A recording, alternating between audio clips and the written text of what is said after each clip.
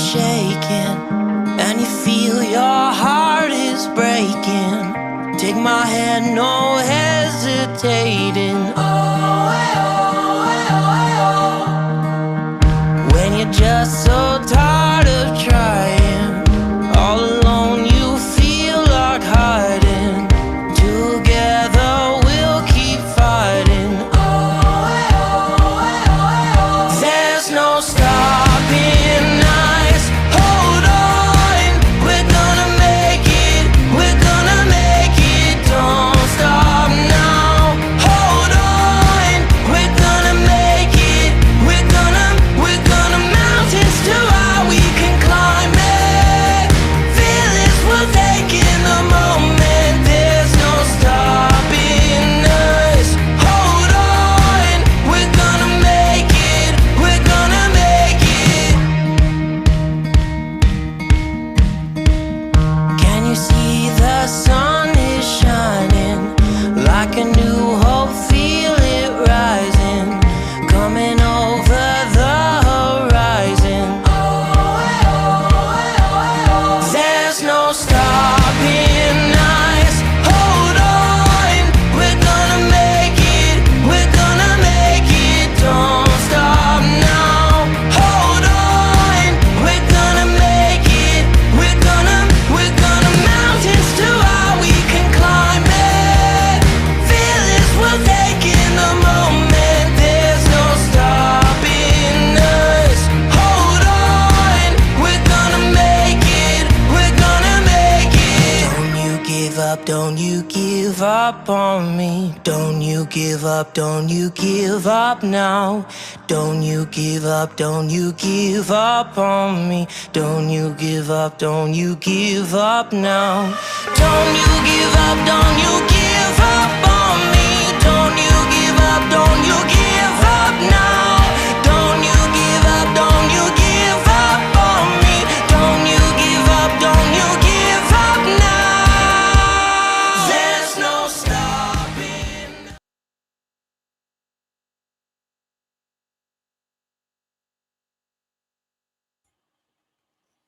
And here we are. Sorry that I was a little late. I just came with the wife. We went to see No Time to Die. Very good movie. Very good movie. A lot of action. Long, but if you don't mind Mr. Bond and you enjoy all his movies, it's not a long wait. Okay. So just making a couple adjustments here.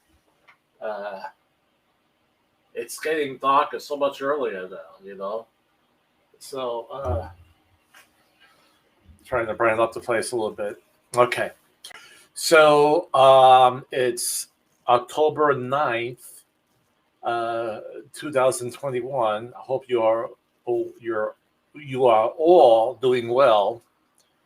It was a rainy, cloudy day, and it was a good day to see a movie later on in the afternoon. And I rushed back and to do my weekly live stream podcast. All right. So we have a few things to talk about today. I hope you find the topics interesting. And one thing I want to start off with, a lot of news are reporting good things. And one of the good things is that the COVID numbers are going down, which is very, very good. And again, we should not relax. If you are not vaccinated, you should get vaccinated.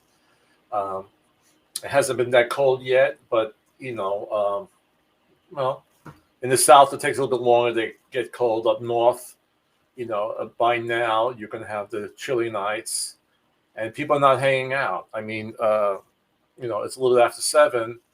I keep on saying a month ago, I was out swimming at the community pool that I belong to, and there was still plenty of sunshine. And a month later, a month and a week, I mean, it's 7 o'clock, it's completely dark. And as soon as we go off of daylight savings time, it's going to get darker even sooner. So we don't hang out that much. We're not outside in the fresh air. And that's when, and then we have the cold coming in and people getting sick from the flu and the common cold. I also was vaccinated along with my wife the beginning of this week with the flu. We took the flu shots. So didn't have any type of reaction. I didn't feel queasy or sick the next day. I felt good. So hopefully everything is going well. But good news about our numbers going down. And if you've watched my podcast, I've always been saying as long as we follow this path of getting in control of this pandemic, the predictions we have for the economy and the real estate market should be good. All right. We're having some difficulties right now. And some of those difficulties are, just saw it on the news, where there are ships out in Los Angeles, in the waterways there, and they're waiting to come in and dock into Los Angeles. And there's all these goods there, mostly from China, waiting to come in. It's interesting how much we get from China. My wife and I, we actually bought a new ceiling fan this week. And knowing of the shortage there may be of Christmas decorations. And I got plenty of Christmas decorations, by the way. I don't need to buy any more. But I just bought just 2 sets of multicolored bulbs, just in case to blow. I don't do this thing with trying to find where it's connected. It drives me nuts, and I'm not going to go crazy with that. These string of lights are only about $4. I just buy extra 2 boxes each year, just in case a couple go bad. And so I did that. But I looked at a couple of Christmas decorations, and I turned around this cute one that would have been nice on the mantelpiece. It was a Christmas church. And I turned it back and it says, from China. So a lot of these products that we like for decorations, I'm sure everybody probably by now has their Halloween decorations up. These all come from China, and we have a delay now in the supply chain. Again, with some people not going back to work, some companies are shorthanded because of people not going back to work, or they shut down, or many other things that might have happened during this pandemic time. The other big issue this week and was the jobs numbers report. It was lower than expected. Not that many jobs were being created. I think also maybe because a lot of these jobs are not being filled. And that's another issue we have to go across and deal with. And I know I'm going off topic with real estate, but the question is, are people staying home because they made good money with unemployment balance, especially with the enhanced unemployment payment? But I believe that stopped in most states. So you're not going to have that forever. So why are people also staying home? Because after a while, if you're relying on unemployment insurance, I'm assuming, you might not be top management, okay? All right? And it's not for everybody I'm saying this for, but if you're getting unemployment insurance, you're probably, from entry-level position to mid-level. And how long are you able to just survive, pay for your rent or your mortgage and your food or your other monthly payments on unemployment insurance that is not just regular unemployment insurance. It's not enhanced anymore. So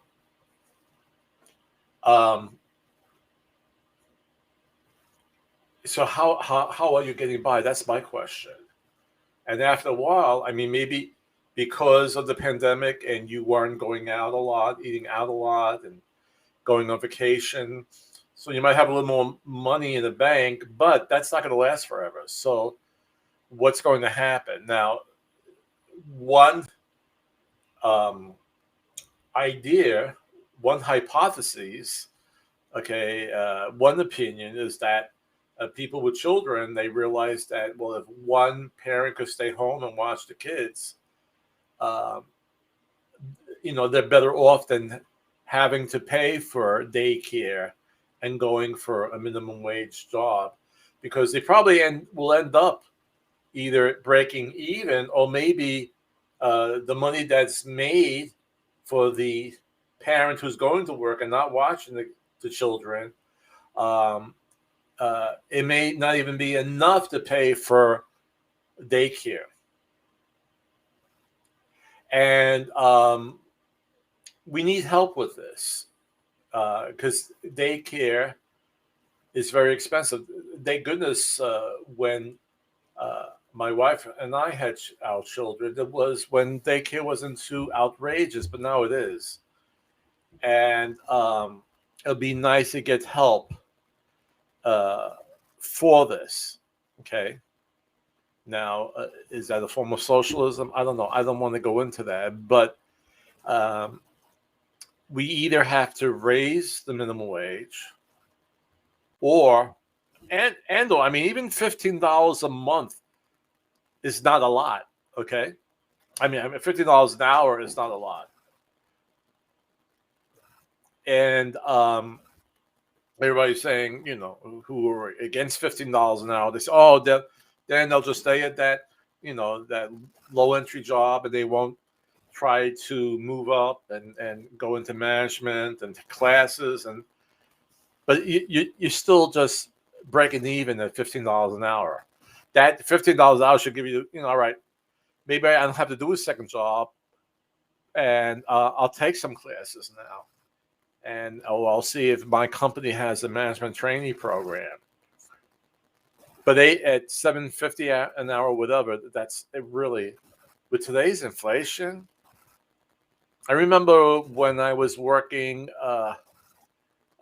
in college and I had a summer job, and we used to go for lunch, and for $5 you got everything. You got a nice big corned beef hero, pastrami hero, with chips and a soda, and it might have been even less than $5. Now, you go to any store for lunch, and you're looking now at $10-12. So it's super expensive now. Just to, for instance, getting lunch during the day, during your work day. So the $15 an hour is good, and that's a good place to have a starting pay. But doesn't mean that once you make that $15, okay, I'm going to take it easy now. I'm not going to try to advance myself anymore. No, that's not going to happen. If anything, you would want to, you say, well, now I got on top of things. I don't have to do that second job, that third job. And now let me see if I could take a class, or, take a management trainee program. That's how I see it, and I'll give you an example. And again, I haven't touched on real estate yet, but I like it because this affects all of us. I was invited for breakfast by this person who wanted to talk to me about real estate and what's involved, and what they had to do. I was also teaching a real estate salesperson's course. I'm certified in that as well. And when I went to the restaurant, and this young lady picked up the tab, I was looking at the menu, and the prices were unbelievably low. Like a $5, you got your pancakes, you got eggs, you got home fries and coffee. And I said, how are they doing this? And the waitress and waiter industry, or whatever you call it, that's the last part of our working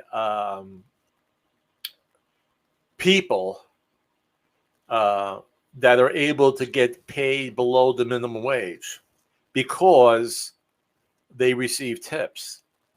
Now, if you're working at a nice restaurant in downtown Norfolk, where people very easily, a couple, which my wife and I have done that, has spent with a bottle of wine about $100 for dinner, and you want to leave a 20% tip, so you drop $20 here.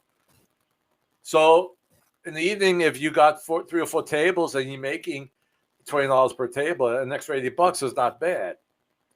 But not when you're working at a ham and egg joint, where the most they'll pay is $5, and they'll leave you a quarter or $1 if you're lucky, right? So we still have, and I believe, I mean, as far as I know, it's still there, because when I was getting people eligible, because back in the city, I did a lot of rentals, and I worked with a lot of people, young people who were working in restaurants, and they were making below the minimum wage, and they were making whatever it was, $3 or $4. It wasn't $7.50 at all. But they would. The reasoning behind that was because they were going to make good tips. And again, in some restaurants, you will make good tips, but not everywhere. Not everywhere. So that's an industry we really, if they wanted, it has to be more than $7.50. But if you want to make it $12 and leave it for the tips, but it has to be above at least the $10 range. Because, I mean, imagine a day if you worked 8 hours, and let's say it's full, you only made $32 a day. That's that's high school stuff. Someone who's renting an apartment, they can't do that. They can't do that. So I'm all for a $15 minimum wage, and you could disagree with me or whatever. If I have to pay a little bit more when I go out to eat, I'll pay a little bit more when I go out to eat. I once talked to a guy who, he said, when I go out to eat, if I have the money, I'll leave a tip. If I don't have the money, I just don't have it that night. I told him, well, that night you don't have money for a tip, you don't go out to eat. That's it. All right, because these people who are working it, young, old, middle-aged, there's a whole gamut of it. They work hard in those, bringing out the food, all those plates, dealing with nasty, nasty customers. I just realized my phone number was down. Okay. Like I said, you just don't go out to eat that night if you don't have money for a tip.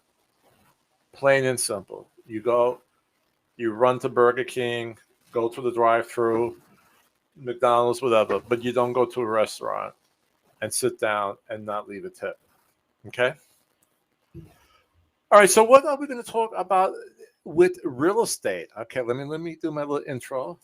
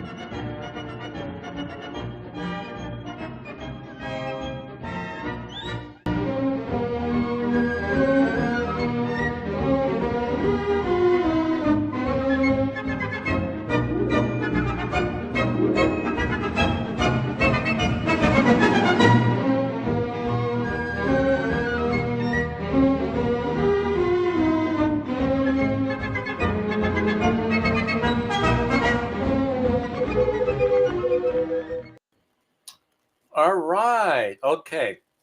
So that's what our topic is today. I mean, basically, how the supply and demand affects the real estate market, and where is it going and how it's going to look next year. And I'm just having a flashback from the early Saturday Night Live characters, and there was Father Guido Santucci. And he wasn't really a priest, but he would go on, and he had this bit where he called it the 5-minute university. And he took each subject matter and and he just discussed the main topic of each subject. All right. And that was it. And that was his like 5-minute university. And when he went to economics, maybe for the next show, I'll find that clip maybe on YouTube. And he said, for economics, always remember that demand with a short supply will increase prices. Okay. So that's what we're having right now. And it might not have been exactly that. I know he did basically the buy demand and the selling side, but he just put it in a nutshell. And that's what we're having right now. We have a strong buyer demand with not that much inventory, but it's getting better.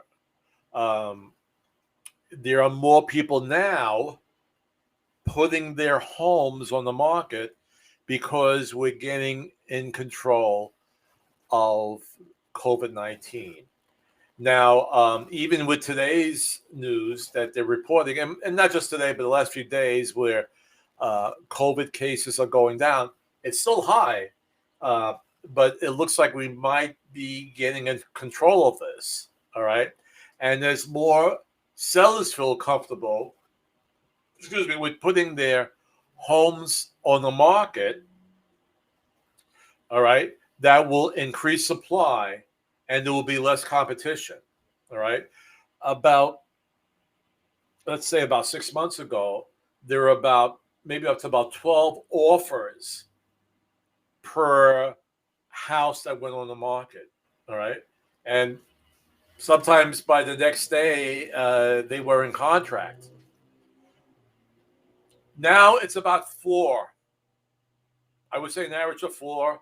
One that one of my buyers just received a ratified contract. I think there was just one other contract. But it's not as high. It's still a competition, but not as crazy as it was about 6 months ago. So there are more homes coming on the market. More buyers have choices. If this one house is not perfect, they say, okay, I could wait. 6 months ago, they said, well, it's not exactly what I want, but I'm not going to be able to find another house. So I'm going to put an offer on this. And a lot of times, again, when there's multiple offers, they'll go with, and they meaning the seller and the listing agent, will go with highest and best. All right.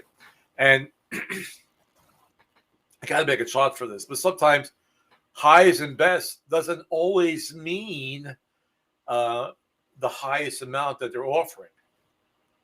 It could be one is not asking for any closing costs. And that deal will net the seller more money. Okay. Or it could be there's a lot of offers that are equal, but one is not requiring a home inspection.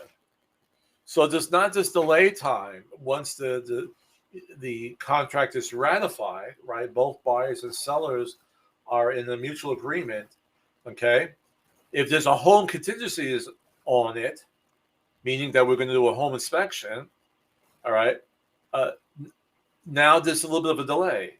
We have a ratified contract, but it's contingent upon a successful home inspection. Now, a successful home inspection doesn't mean that everything is going to be perfect in the house. It could mean that The home inspector, let's say, found 10 things wrong with it. We asked the seller to do those 10 things. The seller might come back, all right, I'll do 5 of those. Can you take care of these other 5? And we say, okay, we'll take care of the other 5. And we're in mutual agreement again. We have an accepted what's called a property inspection contingency removal addendum. And that home inspection contingency is off. And we go straight to closing. Now, why is that good for the seller? Well, number one, the buyer's not going to ask you to repair anything, right? Because then now you got to find it could be either a handyman if it's simple stuff throughout the house, doing some caulking, around the house, fixing some. There was a hole in the wall, or something to patch up. Could be a little bit more. It could be within the electrical box. There's one circuit that's double tapped. Then you got to bring in the licensed electrician to do that. So it gets a little more complicated. If there was something questionable with the HVAC system, now you have to bring in a licensed HVAC person to look at the unit to see if it's working properly, and now you got these other headaches. And yourself, by the way, I had this one home inspector, like everything that had been done, they said a licensed contractor. Even it was like a little patch in the wall, put a little caulk, everything has to be licensed. And most people could find like a handyman who's not a contractor or a Class A contract to to do it. Some caulking could be done by Joe Schmo. They just want it done. But when you go to the big things, when you really need a professional, because HVAC systems, you need a professional to go in there to make a repair. Anything dealing with electricity, you need a professional to go into there. Anything dealing with foundation problems, you need a professional to go in there. Someone patching up something, someone fixing a gutter that has to be tightened, doesn't need, in my opinion, a Class A contractor. All right. So avoiding this home inspection, going back to that, is a headache that's taking away from the seller. But I would never recommend to my buyer to forego the home inspection unless they have lots and lots of money. See, on this, I don't have the echo one. If you have lots and lots of money, if you have $30,000 to replace a complete heating and air conditioning system, okay. But if you especially after your sale, putting your down payment down, paying closing costs, you may not have the money for putting in a whole HVAC system or putting in a new roof. So I recommend, and what a lot of people are doing now, is that the home inspection is for informational purposes only.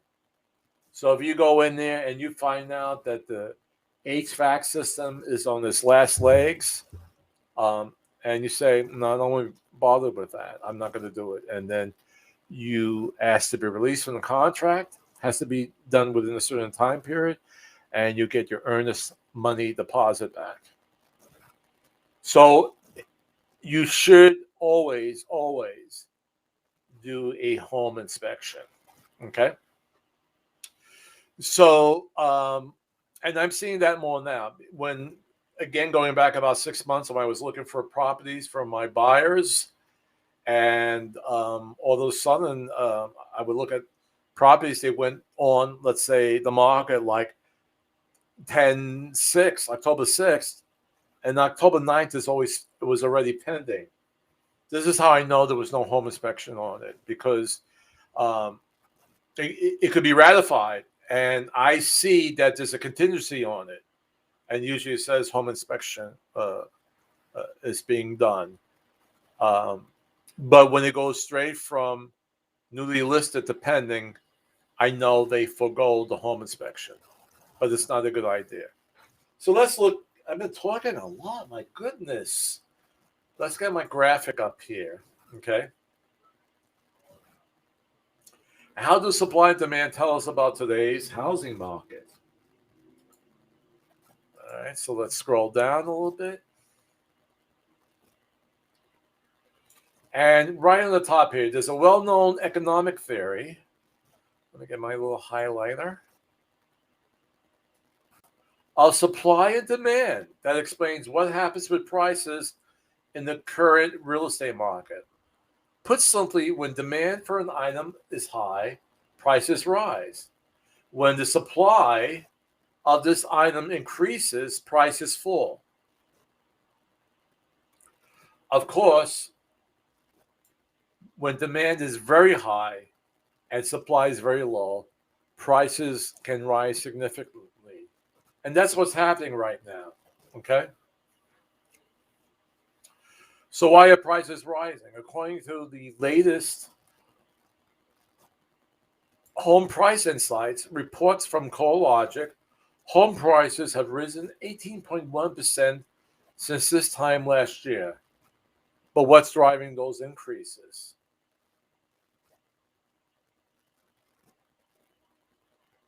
And again, it's going down without reading every single thing here.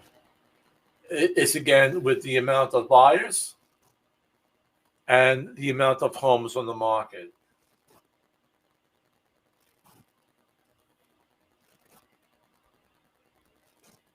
And two, why are all these qualified buyers there right now? Well, because for about a year and a half, people were not spending money on vacations with going out. They weren't going to football games. They weren't going to shows. So they had a lot of money in the bank. Okay, so let's go back to here.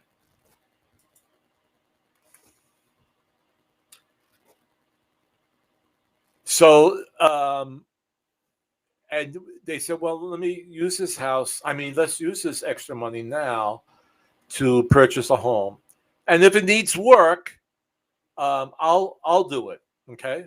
So I'll do my home inspection, but if it needs repairs, I'll take care of that. Now, the question is next now, what's going to happen with this with prices going ahead? Now, in my own readings,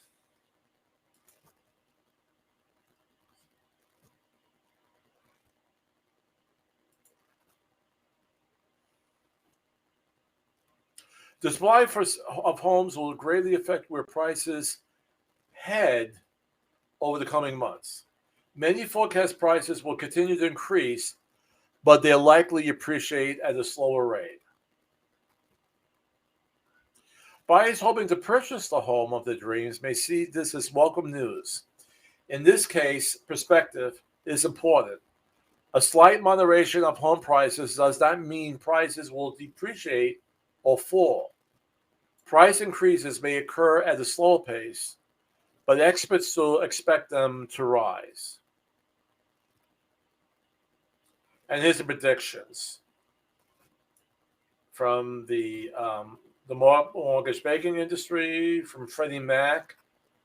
I got to look up what the HPES is, but Fannie Mae and the National Association of Realtors.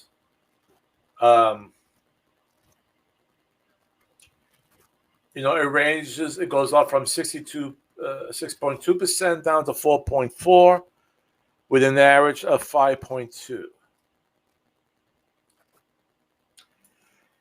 Now, this is what I have one buyer who was working with me, and I think he will still continue to work with me at the beginning of the year, and he just got upset with the prices being so phenomenally high.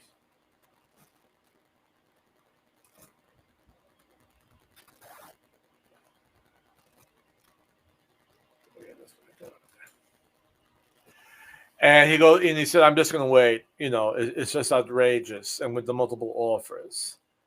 But the thing is, and again, if you've been listening to Real Estate with Mr. G for the last year and a half, what we're talking about now, even with the graphs that I showed you, if everything goes as planned, okay, if we get out of this pandemic and we work out our problems with employment and with the supply chains, this is what will happen.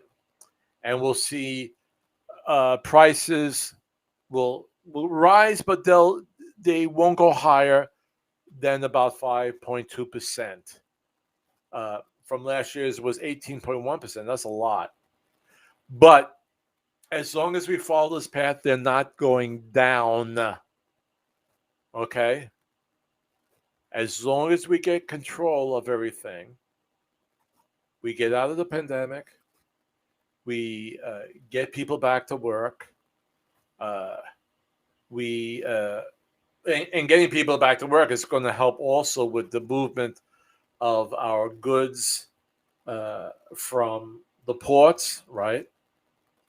And for items to be manufactured from logs being broken down to be made into wood to 2x4s for building homes, we will have strong economic growth. So if you're waiting for them to drop, I'm going to tell you right now, and when I say drop, I mean prices. Most likely that's not going to happen, okay? Most likely that will not happen. So if you want to buy, it's actually better now than even waiting much longer. And as a realtor, we always want people to buy now, to sell now. We very rarely say, "Oh no, wait," because we want our commissions. But in this situation, it's really true. It really is, because those home prices are not going to come down, most likely, and most likely interest rates will go up as well. So the house that you see now, let's say for $300,000, and that you might be able to get for 2.75%. By next year, that same house might be, and let's say 10%, maybe $315,000 by the spring of next year, with a higher interest rate. So definitely, without question, your mortgage payment will be higher. Okay? All right. That's enough. That's enough of that. I talked a lot. You're probably saying, when is this guy going to keep quiet? So let me show you my little. This is a little video, just to break up a little bit, on 4 tips of buying a home, especially going on to next year.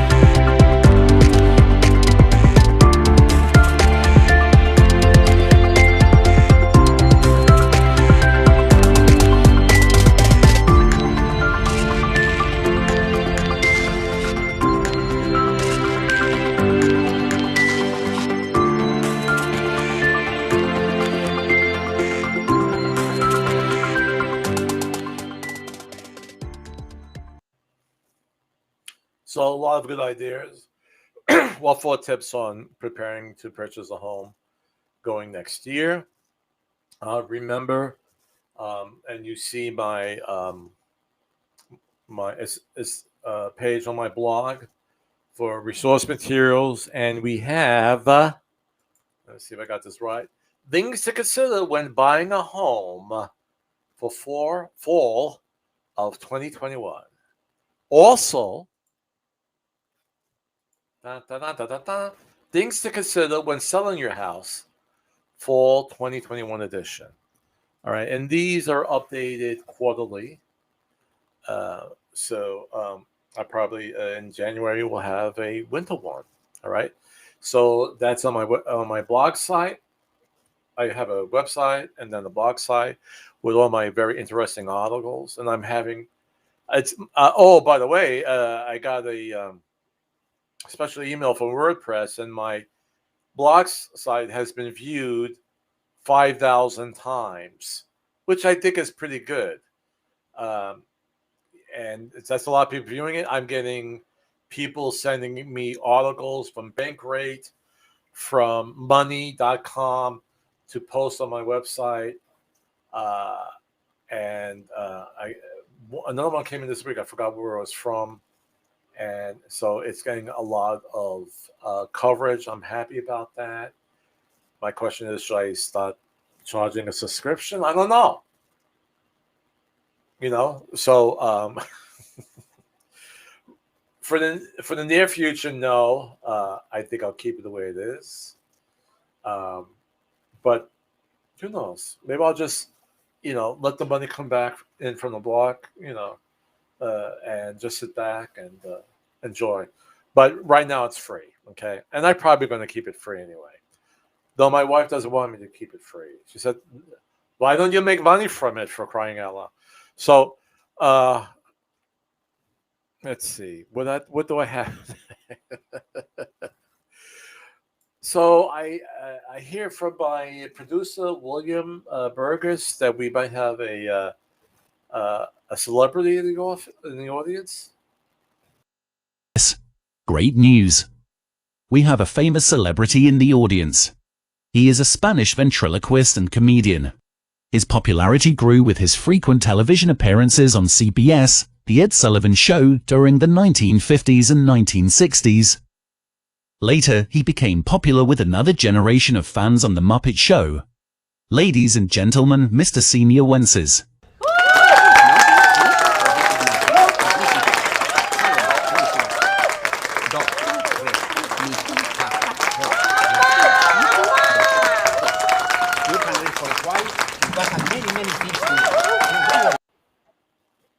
All right. It was nice seeing him again. The last time I remember seeing him was the Ed Sullivan Show. All right. I think I did everything I want to do tonight. Remember, be kind to each other. If you have not been vaccinated, please do. And if you're not vaccinated, when you go out, and hopefully to the time you get vaccinated, wear your mask, wash your hands. I already said be kind to each other. And remember, the greatest power we have is to love. And the greatest gift is each other. And I'll see you next week.